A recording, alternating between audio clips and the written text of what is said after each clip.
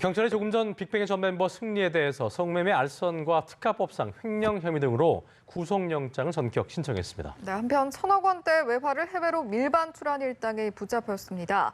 여성용 보정속옷이나 신발 깔창에 숨겨두는 방법까지 동원했다고 하는데요. 네. 관련 내용 손정혜 변호사와 함께 짚어보도록 하겠습니다. 어서 오십시오. 오세요. 안녕하세요. 예, 먼저 승리 얘기를 좀 해보죠. 말씀드린 것처럼 조금 전이었습니다. 가수 승리와 사업 동업자죠. 유인석 전 유리홀딩스 대표에 대해서 경찰이 수차례 조사를 했고 오늘 구속영장을 신청을 했네요. 일단 두 사람의 혐의부터 좀 복기를 해볼까요? 일단 예. 승리 씨 같은 경우는 성매매 알선 혐의가 있습니다. 예. 일본 투자자들과 필리핀 생일 파티 때 이제 성매매 알선 행위가 있었다라는 혐의를 받고 있고요. 예, 예. 그다음에 이제 특가법상 횡령 혐의가 적용돼 있습니다. 횡령의 금액은 20억대로 지금 알려지고 있고요. 몽키 뮤지엄을 운영하면서 식품위생법을 위반한 혐의도 현재 혐의로 이제 받고 있는 상황이라고 보시면 될 것 같고요. 예. 성매매 알선과 관련해서는 유인석 대표는 일부 인정하고 있고 승리 씨는 전면 부인하고 있는 상황입니다. 예, 승리 같은 경우에 소환 조사를 굉장히 여러 번 했다라고 볼 수가 엄청 많이 있는데 했어요. 예. 이렇게 영장을 신청할 때까지 시간이 꽤 걸렸다라고 할 수가 있지 않겠습니까? 이렇게 오래 걸린 이유 뭐라고 봐야 할까요? 범죄의 소명이 그만큼 어렵다. 왜냐하면 핵심적인 물증이라든가 관련 증거가 충분히 확보되지 않았기 때문에 진술 조사 과정을 거치면서 혐의점을 찾아 나가야 되는 부분도 있었을 것이고 원래 업무상 횡령죄 자체가 입증이 좀 어려운 점이 있습니다. 한마디로 피의자 피고인 입장에서는 다툴 여지가 많은 제명이다라고 보시면 될 것 같고요. 예. 성매매 알선 혐의와 관련해서도 승리 씨는 그 당시에 그 성매매 목적이 있었다고 나는 알지 못했다라는 취지로 주장하고 있기 때문에 경찰에서는 이 혐의를 부인하는 피의자에 대해서 수사가 여러 번 진행될 수밖에 없는 상황이었다라고 보시면 되겠습니다. 그렇군요. 일단 의혹되는 혐의점은 상당하지만 뒷받침할 만한 핵심 증거를 못 찾은 건지 아니면 실제 법적으로 문제가 될 부분이 좀 뭔가가 별로 없었던 건지 어떻게 좀 봐야 되는 거예요? 일단은 성매매 알선 혐의는 소위 말하는 포주들 있죠. 포주들을 잡는 범죄의 제명이라고 보시면 될 것 같은데 통상적인 성매매 알선 범죄의 태양과 승리 씨가 하는 성매매 알선 혐의는 조금 그 모습들이 좀 다른 점들도 있습니다. 그리고 보통은 성매매 알선을 해서 이익을 중간에 수수료 명목으로 취득을 하는데 이 사건은 본인이 어떤 회사를 운영하는 데 있어서 관련된 투자들에게 여러 가지 여성들 성접대를 할 수 있는 여성들에게 소개해주고 금전을 비용을 지원을 했다 이런 혐의를 받고 있는데 그만큼 통상적인 사건과는 좀 모습이 다르기 때문에 그 범행의 동기, 목적, 경위 관련자들이 굉장히 많습니다. 여성들만 17명이 입건되었다고 하기 때문에 네. 그런 참고인 조사하는데도 시간이 많이 걸렸다고 보시면 될 것 같고요. 예. 양형 자체가 구속영장을 신청하기에는 성매매 알선 형의는 3년 이하의 징역, 3천만 원 이하의 벌금밖에 내지 않고요. 양형 기준으로도 4개월에서 10개월 정도이고 집행유예나 예. 벌금형이 나올 수도 있기 때문에 영장 청구할 만큼 범죄의 중대성이 인정되기 좀 어렵습니다. 일단 신청을 했잖아요. 예. 법원이 그러니까 아까 말씀하신 것처럼 이거 올려봤자 발부 안 될 텐데라고 판단이 되면 또 반려할 수 있을 거 아니에요. 네, 그러니까 그렇습니다. 청구할까요? 그래서 구속영장 신청 전에 검찰이, 보강하는 혐의들을 더 이렇게 조사하기 위해서 노력하지 않았을까 생각이 들고요. 핵심적인 것은 성매매 알선 혐의가 아니고 횡령 혐의입니다. 횡령 혐의가 20억이라고 알려지고 있는데 그중에는 몽키 뮤지엄의 브랜드 사용료 이런 예. 것들도 포함되어 있다라고 하고 생일 파티 비용을 지출한 것 이런 것들도 포함됐다라고 하는데 예. 횡령 혐의가 다툼의 여지가 많은 사건입니다. 예. 회사의 돈을 임의로 인출해서 정말 사적인 목적으로 썼으면 범죄를 소명하기 명확합니다. 회사 돈을 개인적으로 착복하거나 사적으로 어떤 생활비나 이런 데를 썼다면요. 예. 근데 이 사건은 또 특수하게 승리 씨가 이건 회사의 이익을 위해서 회사의 어떤 장래를 위해서 썼다라고 이야기하고 있고 몽키 뮤지엄 브랜드 가격도 정상적인 거래 계약 관계였다. 네. 이렇게 지금 다투고 있기 때문에 전면 부인하는 상황에서 명확하게 딱 떨어지지 않는다. 그럼 다툼의 여지가 있어서 범죄의 다툼의 여지가 있다고 한다면 소명이 부족하기 때문에 영장이 기각될 여지가 있거든요. 예. 그런 차원에서 경찰이 17번이나 불러서 소환 조사를 할 정도로 이 범죄 성립을 입증하는 게 굉장히 어렵다라고 네. 보시면 그리고 지금 되겠습니다. 어렵게 신청했는데 그 신청을 할까 말까도 어제 고민을 했잖아요. 회의를 했잖아요. 근데 이게 만약 신청과 청구가 됐는데 기각돼 버리면 이 수사는 진짜 발목 잡히는 거 아니에요? 그렇진 않습니다. 사실 불구속 수사가 원칙이기 때문에 범죄 성립에 다툼의 여지가 있으면 불구속 수사 원칙으로 가서 수사 더 하고 기소해서 법원의 판단을 기다리면 어떨까라는 생각도 들고요. 그러니까 동력이 조금 그래도 좀 주춤할 수 있는 거지. 그렇습니다. 예. 사실 승리 씨 사건, 버닝썬 사건의 핵심은 사실 유착 관계였는데 예. 그 이에 이제 횡령 사건이나 성매매 알선 혐의가 적용돼서 가고 있습니다. 조금 더 수사의 결과물이 조금 더 국민들이 그 관심을 갖고 있었던 부분에 집중됐으면 좋았을 텐데 그런 부분들이 이루어지지 않은 상태에서 승리 씨 마지막 영장 청구가 기각되면 아무래도 수사 동력은 조금 떨어질 수 있고 이 수순에서 이제 수사가 정리될 수 있을 개연성은 있는데요. 그래도 굉장히 중요한 의미를 갖고 있습니다. 이 성매매 알선 혐의가 입증이 될 것인지 그리고 이렇게 여러 가지 이제 회사 자금을 돌려서 탈법적으로 쓴 것이 횡령을 적용할 수 있는지 여부는 법률적으로도 의미가 있기 때문에 경찰에선 수사할 것이고요. 검찰에서 또 한번 검토를 할 것이고요. 기소 시점에서 정말 어느 것이 기소되는지 여부도 우리가 지켜볼 필요가 있습니다. 그렇겠네요. 다시 돌아와서 다른 시각에서 좀 접근을 해보면 그렇게 신중에 신중을 기해서 이 시점에 오늘에 이르러서야 경찰에 신청을 했다면 이제는 좀 가능성이 있다, 좀 소명할 수 있는 여지가 있다, 핵심적인 증거가 확보가 됐다 이렇게 추측을 좀 해볼 수 있는 부분이 있을까요? 핵심은 횡령의 금액이 얼마나 인정이 되고 다툼의 여지가 있는지 여부입니다. 횡령이 지금 볼지. 왜냐하면 성매매 알선만으로는 구속영장을 발부하기 굉장히 부담스럽고요. 범죄의 중대성이 인정이 돼야 도망갈 염려라든가 증거인멸 가능성도 높다라고 인정될 수 있는데 그러니까 보통 벌금형이나 집행유예가 나올 수 있는 사건을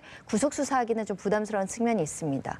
그런데 현재 횡령 일수가 20억이라고 한다면 야경 기준으로 의하더라도 실형 2년에서 5년까지 나올 수 있거든요. 20억 이상이. 예, 그래서 횡령 부분이 얼마나 명확하게 입증될 수 있고 객관적인 물증이 지금 확보되어 있는지, 관련자들이 진술이 있는지, 그리고 관련된 양형 기준에는 범죄 수익을 승리가 보유하고 있는가, 그리고 그 회사의 횡령을 통해서 회사에 어떤 위험성이 발생했는가, 그리고 적극적으로 이 범행에 가담했는가, 그리고 실질적으로 피해를 야기했는가 이런 것들도 굉장히 중요하게 보거든요. 그래서 그런 부분들을 검토해서 영장 여부를 검토하시지 않을까 생각이 드는데 과거에 횡령 사건은 다툼의 여지가 있다고 기각된 전례들도 좀 있어서 결과는 지켜봐야 되는 상황입니다. 알겠습니다. 저희가 지켜보겠고요.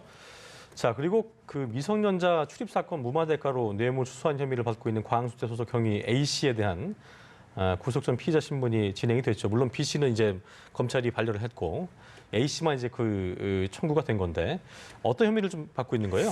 그러니까 그 미성년자를 출입했다라는 신고가 버닝썬에 들어왔습니다. 그래서 조사를 하는 과정에서 수사 부실 문제가 있었고요. 실제로 배모 씨라는 브로커한테 수백만 원을 받아서 챙긴 후 무혐의 처분을 했다라고 지금 뇌물 사건으로 지금 수사가 진행됐고요. 업무 대가성이 인정이 되는 겁니다. 이 사건을 수사하는 돈을 받고 이제 경찰이 해준 수백만 원을 거군요. 받고 무마를 했다라고 보시면 될 것 같은데 지금 뇌물 혐의로 이제 영장 심사가 진행될 예정이고요. 뇌물에 대한 대가성은 범죄의 소명이 인정돼 보입니다. 다만 이제 뇌물의 액수가 1,000만 원 미만이기 때문에 양형 기준에는 징역 4월에서 한 1년 정도로 규정되어 있어서 집행유예 가능성도 배제하기는 어렵습니다. 그 범죄의 중대성이나 증거인멸 가능성을 법원에서 인정한다면 영장이 발부될 것이고요.